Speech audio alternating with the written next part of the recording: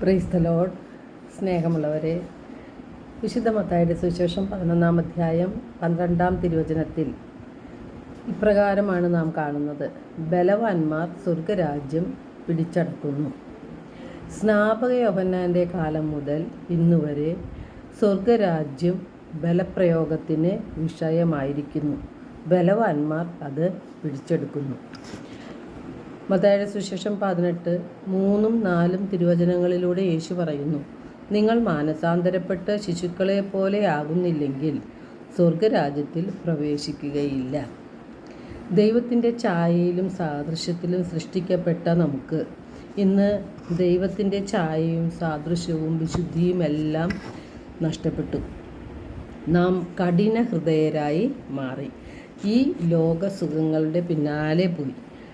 അതുകൊണ്ടാണ് യേശു പറഞ്ഞത്, നാം മാനസാന്തരപ്പെട്ട് ഹൃദയ വിശുദ്ധിയുള്ളവരായി ശിശുക്കളെ പോലെ നിർമ്മല ഹൃദയം ഉള്ളവരായാൽ മാത്രമേ സ്വർഗരാജ്യത്തിൽ പ്രവേശിക്കുവാൻ നമുക്ക് സാധിക്കുകയുള്ളൂ.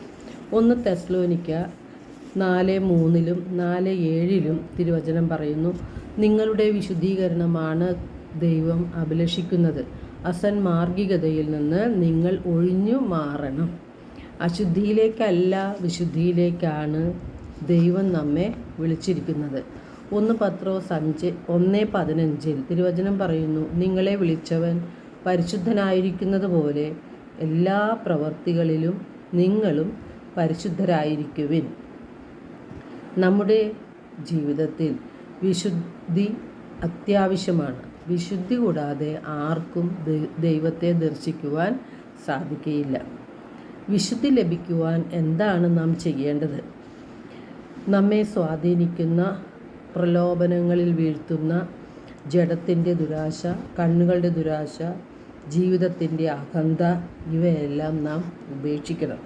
നമ്മുടെ പഴയ ജീവിത രീതിയിൽ നിന്ന് രൂപം കൊണ്ട വഞ്ചന നിറഞ്ഞ ആസക്തികളാൽ കലുഷിതമായ പഴയ മനുഷ്യനെ ദൂരെ എറിയണം.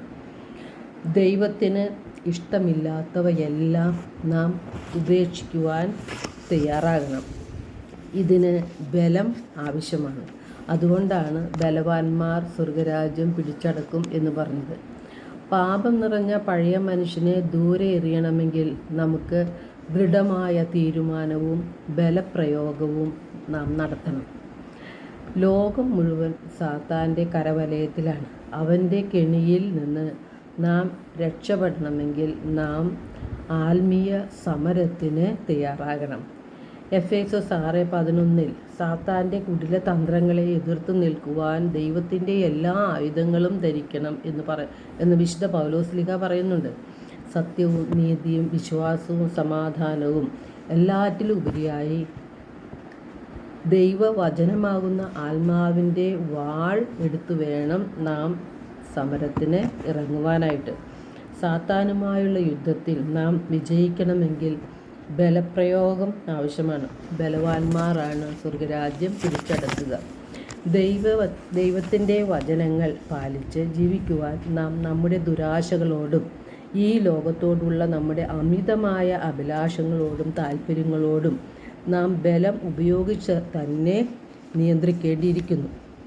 നമ്മെ വേദനിപ്പിച്ചവരോട് ക്ഷമിക്കുവാനും അവർക്ക് വേണ്ടി പ്രാർത്ഥിക്കുവാനും അവർക്ക് നന്മകൾ ചെയ്യുവാനും യേശു ആവശ്യപ്പെടുന്നുണ്ട്. ഇത് നമ്മുടെ ജീവിതത്തിൽ ആക്കണമെങ്കിൽ നമ്മുടെ ഹൃദയത്തിൽ അഹങ്കാരവും സ്വാർത്ഥതയും അതുപോലെ വിദ്വേഷവും വെറുപ്പും വൈരാഗ്യവും എല്ലാം നാം ഉപേക്ഷിക്കണം. ഇതിനെല്ലാം നമുക്ക് ആത്മബലം ആവശ്യമാണ്. അതിനുള്ള ശക്തി പകരുന്നത് നമ്മുടെ നിത്യസഹായകനായ പരിശുദ്ധാത്മാവാണ്. എല്ലാ പ്രലോഭനങ്ങളെയും അതിജീവിക്കുവാനുള്ള ശക്തിയും ആത്മധൈര്യവും ബലവും എല്ലാം നമുക്ക് പരിശുദ്ധാത്മാവ് നൽകും.